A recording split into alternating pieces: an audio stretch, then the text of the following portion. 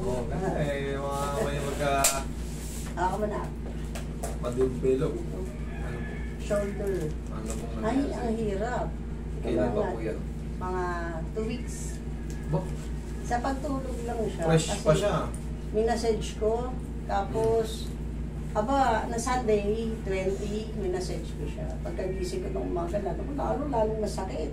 Yung pinamassage ko nagpamasaya ko sa mga line.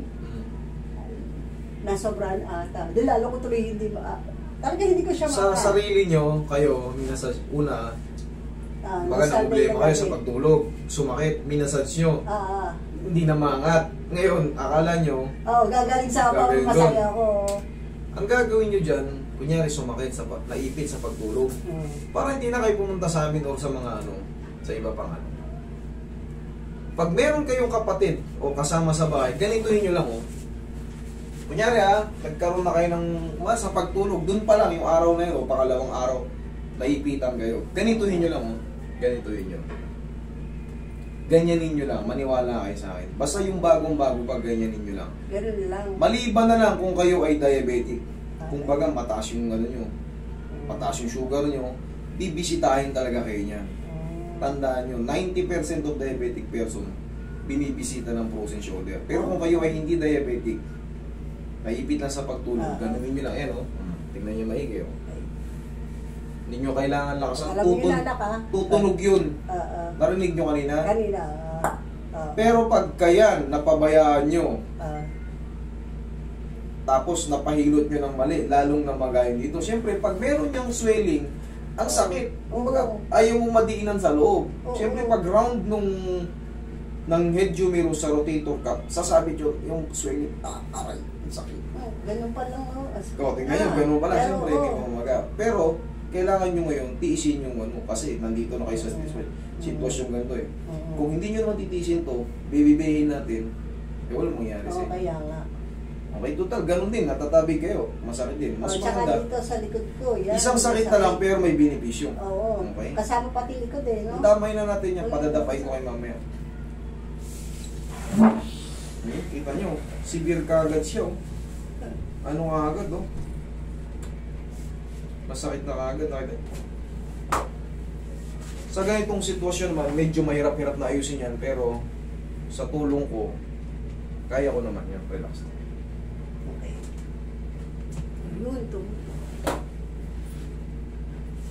Yun lang sikreto dyan, maibalik yung posisyon ng Hindi na, huwag muna, mamaya hindi pa tapos.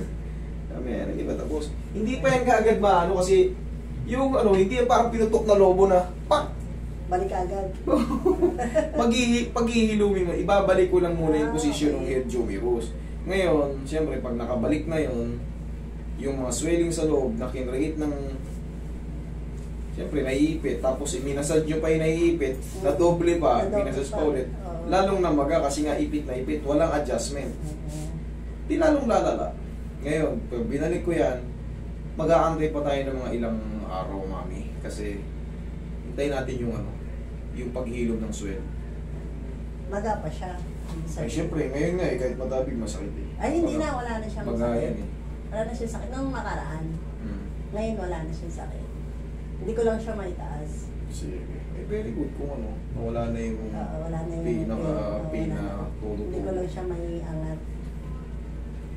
Napaka-aggressive nung sa'yo, 2 linggo pa lang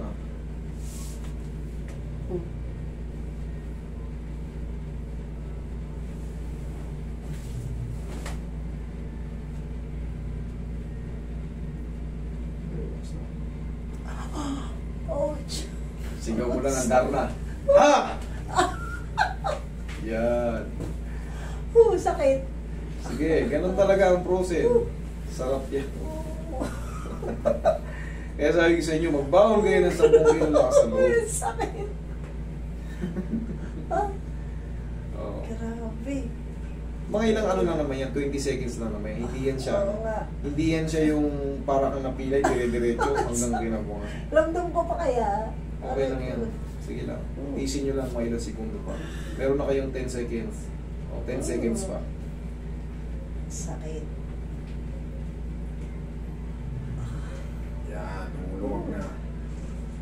Okay, Sige, tapa kayo. Dito naman sa likod. Ganun talaga. Napapanood nyo naman tayo, Pag diba? side view, hindi ako kakasid. Hindi masakit. Mamaya may isa side view na yan. Ay, sapatos pa.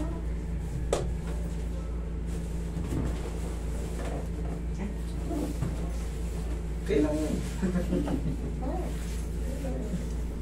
Ayun, nag-iba.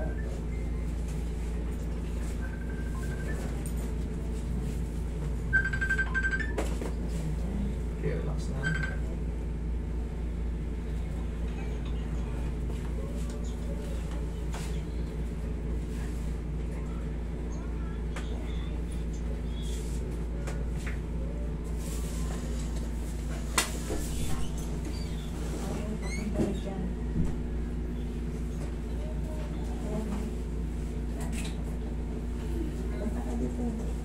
Okay.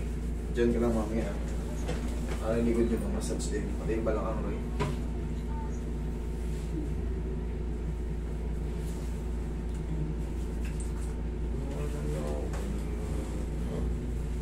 Eh, saan kayo, mami? Taas mas. Dasma. Cavite. Galing na kami yan sa may Salitran. Sakit mo lang mo. Ano lang yan, napusin mo ng 2,000. Pusin mo ng 2,000. Pa-check ka na rin kaya dito. Dito na tayo. Yeah, po. Yeah. At pa-reset ka na rin. Yung ano mo sakit. Parati nasakit kasi ulo niya. Sige. May tatanungin ko siya kung ano ba nila. Taas na po yung balakang. Eh. Ipatasan po lang. Oo. Tingnan nyo. Lumipas yung mga ilang segundo. Oo. Diba? Ito yung kuya. Ay, nagko-cool down na siya eh. Hindi ka. Nakaano ko si kanina. Ito pala. Nagko-cool down na siya. Hindi siya yung parang napilay ka, dire-diretso yung sakit. Lagi sa tiyan. Ayan. Okay. Inhale. Exhale.